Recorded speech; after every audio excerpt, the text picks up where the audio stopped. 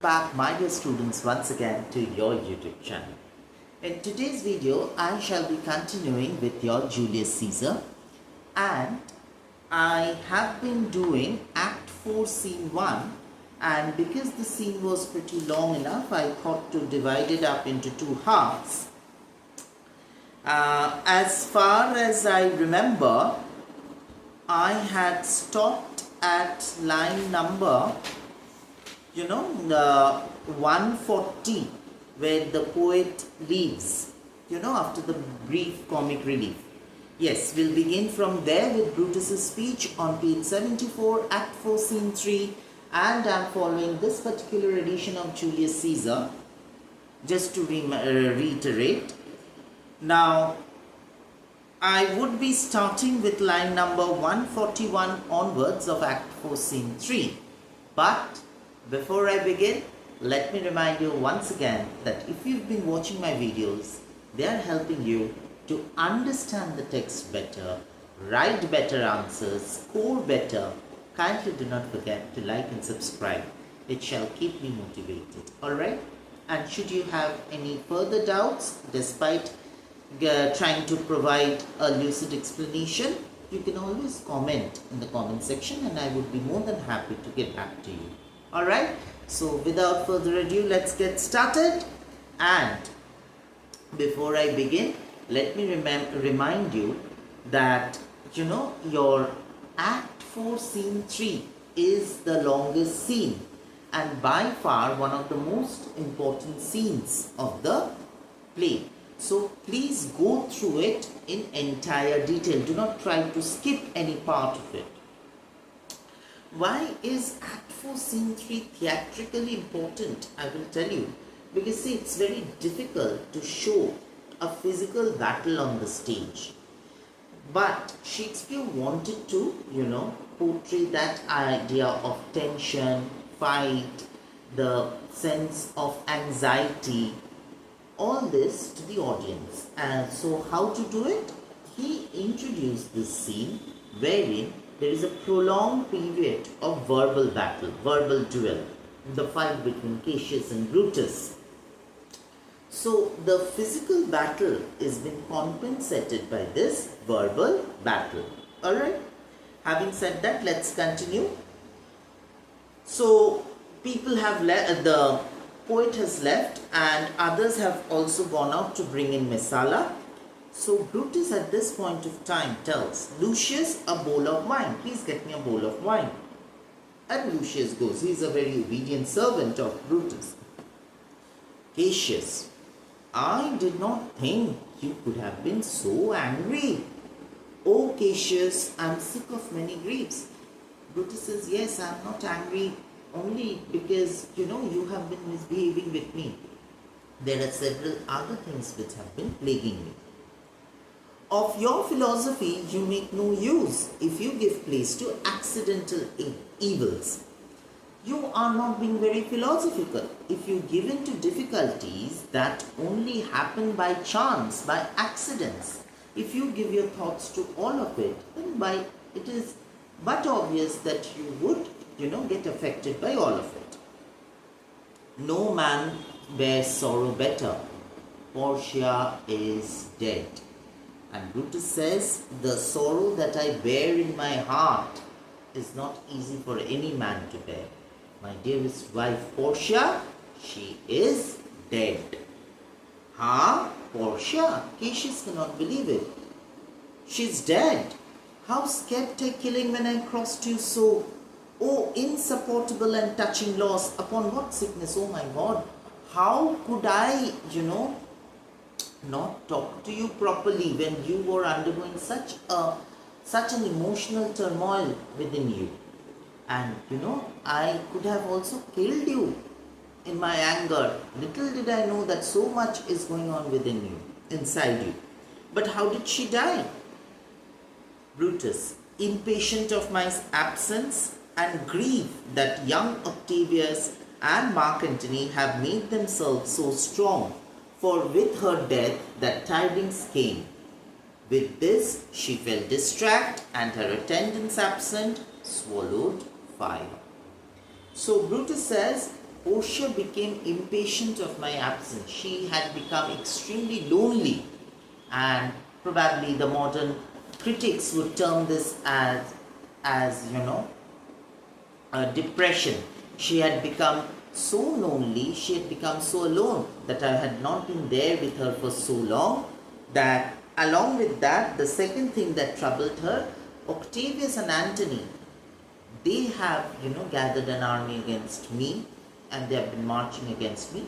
These two causes really affected her, and that's how she died.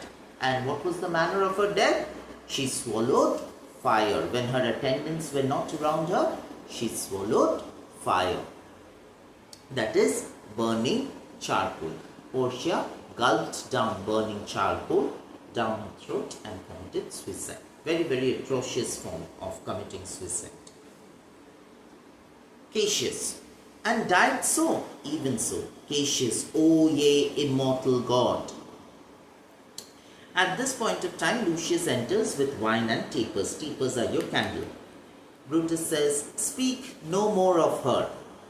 Brutus doesn't want to be doesn't want his spirits to be dampened by this news. Okay, so he says, the less we talk about her, the better it is. Give me a bowl of wine. In this I bury all unkindness, Cassius. I will drown all my sorrows in the wine. My heart is thirsty for that noble pledge. Fill, Lucius, till the wine overswell the cup. I cannot drink too much of Brutus's love. Even I will share the sorrow with Brutus, and I will also drink wine. Come in, Titinius. Titinius comes in with Messala. Welcome, good Messala. Now sit we close about this table here and call in question our necessities. Yes, please come in. Let us sit and discuss the things which need to be addressed at first. Remember, an army is approaching them. Portia, art thou gone? Cassius again brings up the topic. Portia is really dead. Brutus, no more, I pray you. I just now requested you, kindly do not talk of her. And then he turns to Messala to say, Messala, I have here received letters that young Octavius and Mark Antony come down upon us with a mighty power, bending their expedition towards Philippi. The pronunciation is Philippi. He says, yes, I've just got the news that Octavius and Mark Antony have raised their army and they are marching towards Philippi. Myself have letters of the self-same tenor. Yes, even I have received letters with similar information. With what addition? Did your letter contain any other news? That by proscription and bills of outlawry, Octavius, Antony and Lepidus have put to death 100 senators. Remember your Act 4 Scene 1, wherein they were discussing the names of those who would be banished and killed. So that information has come in that they have, banished a few and have killed others, around 100 people. Brutus, therein our letters do not agree well. Well, here is the catch, Brutus says. Your letters' information do not correspond to mine, do not match with mine. Mine speak of 70 senators that died by their proscription, Cicero being one, because in my letter I have received the information that around 70 people have been killed and you say around 100. So there is this problem, and Cicero is one of them who's been killed.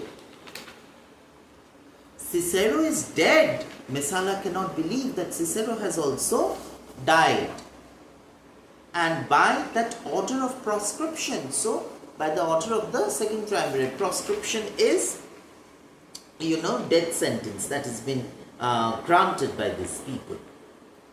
And you see the next part is put in brackets. Okay, had your letters from your wife, my lord. This portion Shakespeare wanted to edit. Okay, and he must have later forgotten about it and kept it as it is. So the portion remains but with the brackets. Had you your letters from your wife, my lord? Did you receive any information from your wife, my lord? No, Masala. Nor nothing in your letters writ of her? Nothing. Nothing, Masala. That methinks is strange. Why ask you? Hear you aught of her in yours? Did you hear of anything in your letter? No, my lord. Now, as you are a Roman, tell me true. Then, like a Roman, bear the truth I tell. For certain she's dead, and by strange manner. She had died in the most strange way possible.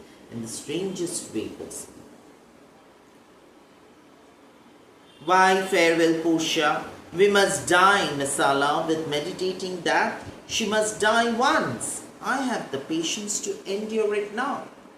Brutus appears to be a very, balanced individual. Now, at this point of time, he says, yes, we all know that we would all have to die at some point of time. So, okay, I admit the fact that Portia is gone, and I'm willing to, live with this loss.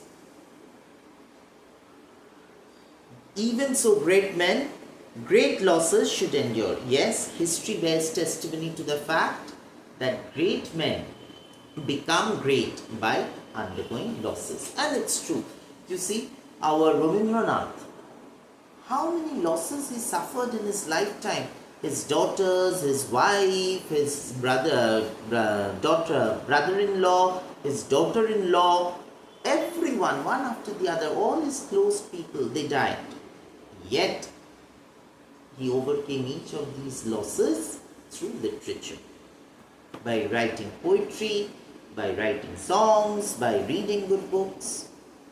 So here again, great people, great men, great losses should endure. Cassius, I have as much of this in art as you, but yet my nature could not bear it. So yes, even I want to, bear the laws as bravely as Brutus does, but unfortunately I am not being able to. I do not, to our work alive. Anyway, let's come back to work.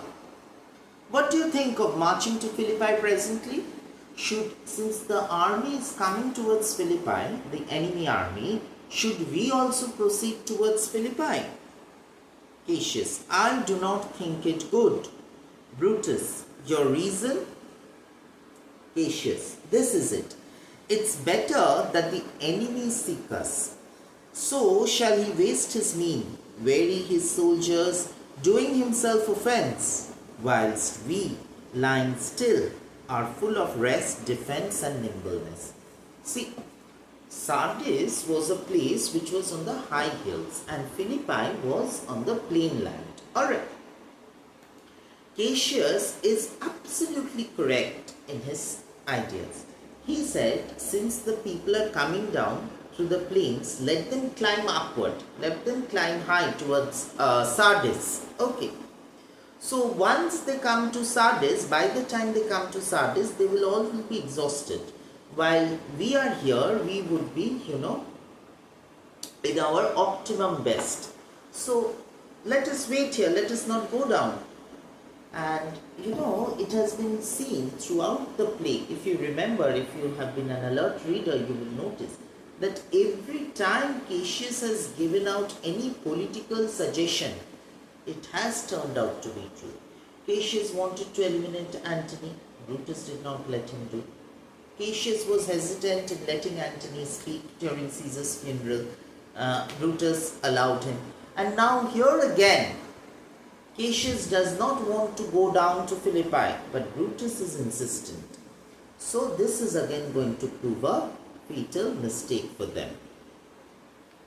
So Cassius says it's better that the enemy seek us. It would be better if the enemy come down from Philippi towards Sardis.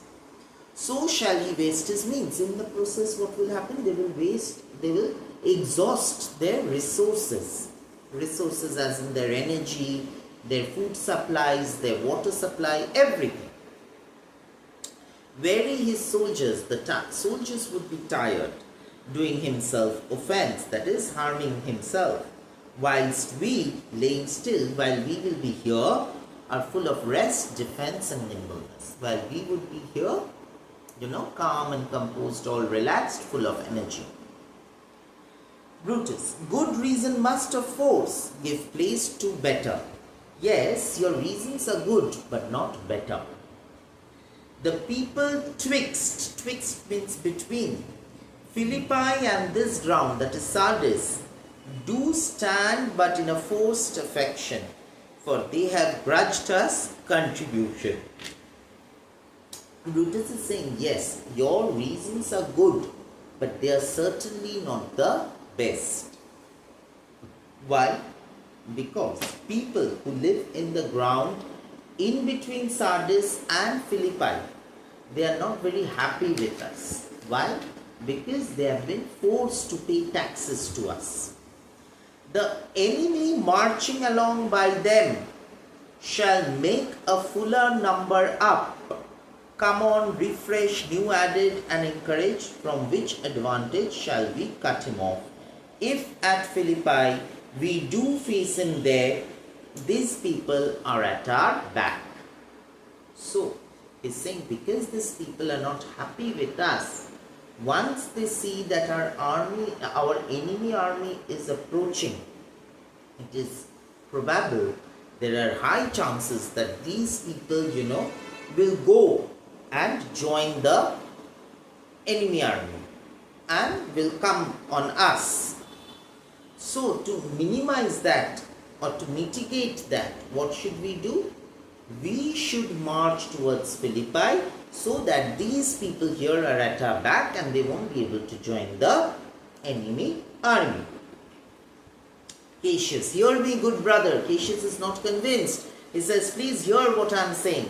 But Brutus being Brutus, he says, under your pardon, you must note beside that we have tried the utmost of our friends, our legions are brimful, our cause is right. Do not be mistaken, Cassius. Please remember, we have all our friends with us. So our army is at our optimum best. So we need not fear anyone and anything. You see, throughout the play, we've seen that Cassius had been very, very far-sighted politically, unlike Brutus. And Brutus had lacked that far-sightedness, and for which they all have had to pay a heavy cost. Again, here also, despite Cassius warning them not to go down to Philippi, Brutus is insistent on going back, because he is under the impression, because he is supported by his friends, he cannot be defeated. The enemy increaseth every day. We at the height are ready to decline. There is a tide in the affairs of men, which taken at the flood leads on to fortune. He says, we are at our optimum best.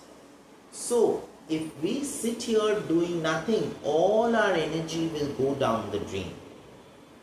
Rather, the enemy army is increasing every day by and by. And if they get into action, they will come down on us very heavily. So we cannot let that happen.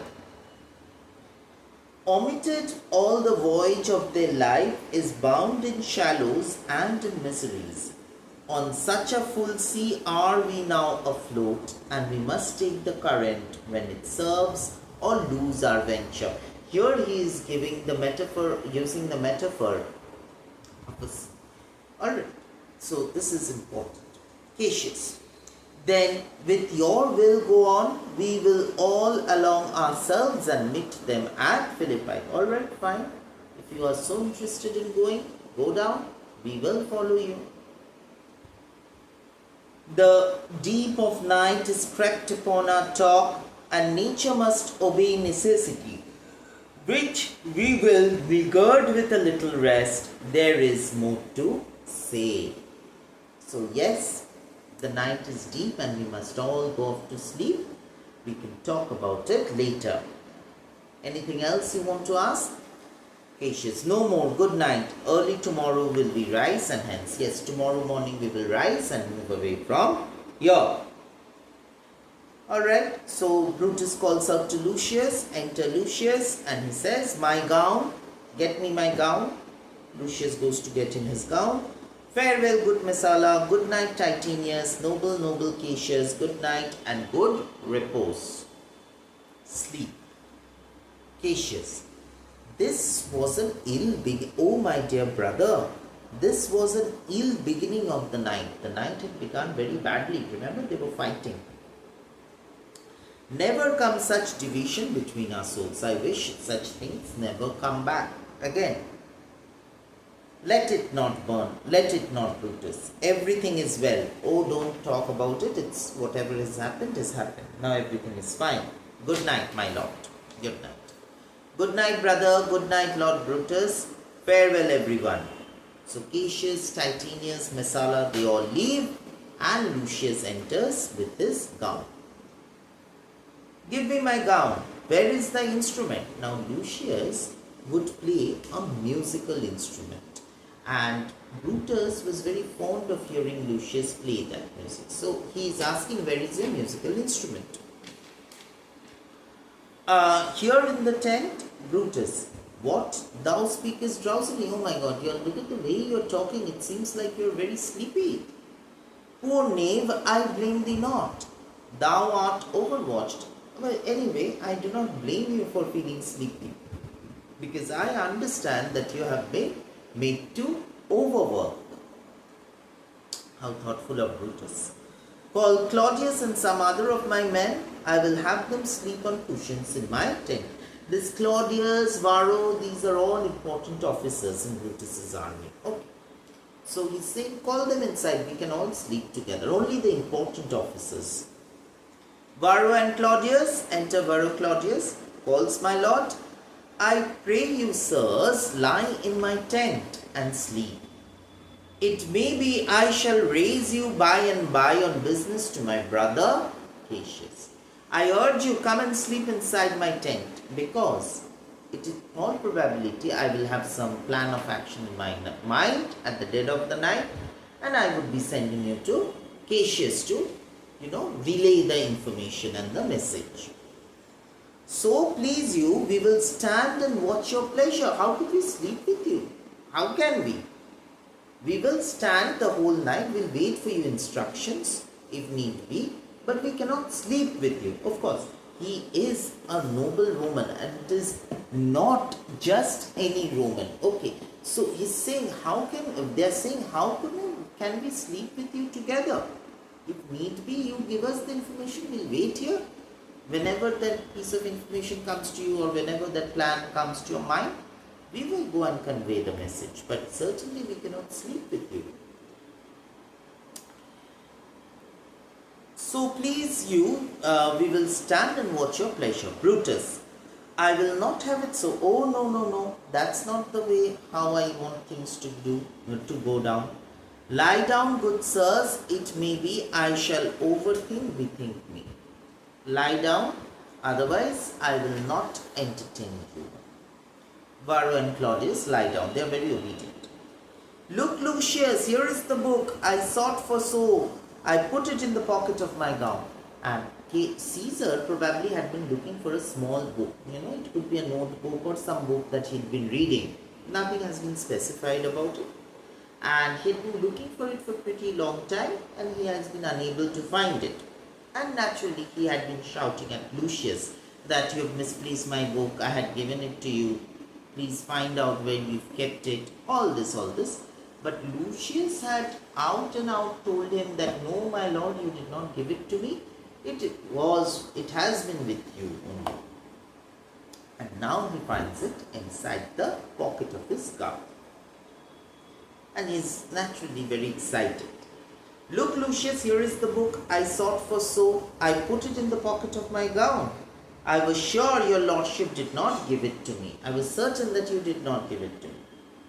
Bear with me, good boy. I am much forgetful. Canst thou hold up thy heavy eyes while and touch the instrument a string or two? Oh, please forgive me. I have not been able to, remember things of late. But why are you feeling sleepy?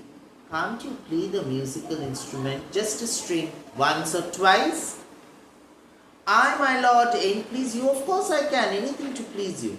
It does, my boy, I trouble thee too much, but thou art willing. I know I give you a lot of trouble, but then again, my dear, please understand that even you are so loyal to me that I find no problem in, in setting you to work. It is my duty, sir. I should not urge thy duty past thy mind. But okay, I understand it's your duty. But I cannot force you to perform certain things even when you are unable to do it. I know young bloods look for a time of rest. Yes, it's pretty obvious that even young people need rest. So how can I not let you rest? I have slept, my lord, already. This is a lie he tells just to prove that he is very loyal. Brutus. It was well done, and thou shalt sleep again. Okay, I understand you've fallen asleep, you've taken sleep, you have had your sleep, but I understand that there is a need for you to go off to sleep again. I will not hold thee long. If I do live, I will be good to you. So see, he is uncertain. He's not sure whether he's going to be alive or not next day when he goes out into the battlefield. So he says, if I am alive, please remember I'm going to serve you well. And music and a song. So this fellow starts playing the music. But unfortunately, while playing the music only, this fellow falls asleep. Alright. So this is a sleepy tune. O murderous slumber, personification, lays thou thy laden mace upon my boy that plays the music. O murderous slumber, what have you done? My boy who was playing the lullaby tune, you have made him fall asleep. Gentle knave, good night. I will not do thee as much wrong as to wake thee. I'm not going to wake you up. It's all right. You can go off to sleep. If thou dost not, thou breakest thy instrument. I'll take it from thee. And good boy, good night. Let me see. Is not the leaf turned down where I left reading? Here it is, I think. So he takes down the he takes out the notebook, the pocket notebook, and he tries to flip through the pages to see how far he's read, and he's looking for that page mark. And here, at this point of time, you can see it's dark, absolutely dark. Only the candle is burning, and the lamp is, and the flame is flickering. In that flickering light, he sees an apparition. The ghost of Caesar enters. How ill this tapper burns! Ha! Who comes here? I think it is the weakness of mine eyes that shapes this monstrous apparition. I think it is that my eyesight is, weak. That is why I am seeing this. It comes upon me, but no, it is coming closer to me. And then to the ghost he says, art thou anything? Are you something real? Art thou some god, some angel, or some devil? Are you some god, some angel, or some devil? That makest my blood cold and my hair to stare? Speak to me, what art thou? What are you? Tell me. Thy evil spirit, Brutus? Why comest thou? Why have you come here? To tell thee thou shalt see me at Philippi. You will see me again at Philippi. This is not the first time and the last time you're seeing me. Of course, this is the first time, but certainly not the last. You're going to see me again at Philippi. And Philippi is going to be the battleground. Well, then I shall see thee again. I at Philippi. Why? I will see thee at Philippi then. Why would I see you at Philippi? Why do you want to come back again? But the ghost doesn't answer. The ghost simply vanishes. Now I have taken heart, thou vanishest. Ill spirit, I would hold more talk with thee. Boy, Lucius, Varro, Claudius, sirs, awake, Claudius. Now he's getting very anxious and he shouts and calls everyone. But unfortunately everyone has fallen asleep. So Lucius unfortunately, he had also gone off to sleep, while playing the musical instrument. So he wakes up suddenly and he says, "The strings, my lord, are false. Oh, I'm so sorry. The strings have broken. That is why I had stopped singing." He doesn't remember that he's fallen asleep. He thinks he's still at his instrument. "Lucius, awake!" And Lucius gets up. "My lord, didst thou dream, Lucius, that thou criedest out?" And Brutus tells him, "Lucius, did you have a bad dream while sleeping? Why did you shout in your sleep?" Lucius did not shout in his sleep. He was sleeping peacefully. But Brutus doesn't want to give out that implication that he's seen the ghost and he's afraid of it. So this is his roundabout way of finding out whether others have seen the ghost or not. So he's telling Lucius, "Lucius, why did you shout? Did you see anything untoward?" "My lord, I do not know that I did cry." Lucius is surprised. "You really think that I cried? Okay, I don't remember." That kind. "Nothing, my lord." "Yes, that thou didst thou see anything? Did you see anything?" "Nothing, my lord." And Brutus gets his answer. So what does he say? "Sleep again, Lucius." And then he calls to Claudius and Varro. "Varro, my lord, Claudius, why did you so cry out, sirs, in your sleep?" So again the same tactic, same ploy. "Why did you all cry out in your sleeps?" "Did we, my lord?" Both Varro and Claudius, they're surprised. "I saw you anything?" "Yes, of course you all did shout." "What happened? Did you see anything?" "No, my lord, I saw nothing." "Nor I, my lord." Brutus, "Go and commend me to my brother Cassius. Bid him set on his powers betimes before, and we will follow." "Please go, don't waste any more time. Go and inform Claudius that we are going to march towards Philippi much ahead of time. Alright, and we are not willing to waste any more time till daybreak." Varro and Claudius, "It shall be done, my lord." And they wake up and leave to inform Cassius immediately. Alright, with this we come to the longest scene of your Shakespeare's Julius Caesar. Alright, Act 4, Scene 3. And as I had been telling you, as I had told you also before this video, that kindly do not skip any part of this scene. This is by far one of the most important scenes in the play, and especially the verbal battle between Cassius and Brutus, the comic relief part, this arrival of the ghost. These all portions are very, very important. Please read and reread them, go through my explanatory videos, and do comment and let me know how you like it. Even if you fail to understand any portion despite my explanations in the video, kindly do not forget to comment in the comment section so that I can get back to you at the earliest. Alright, so we'll stop here today. We'll be back very soon with Act 5, Scene 1. Till then, take very good care of your health, and kindly do not forget to like and subscribe to my YouTube channel if you find my videos interesting and helpful. See you very soon. Goodbye and take care.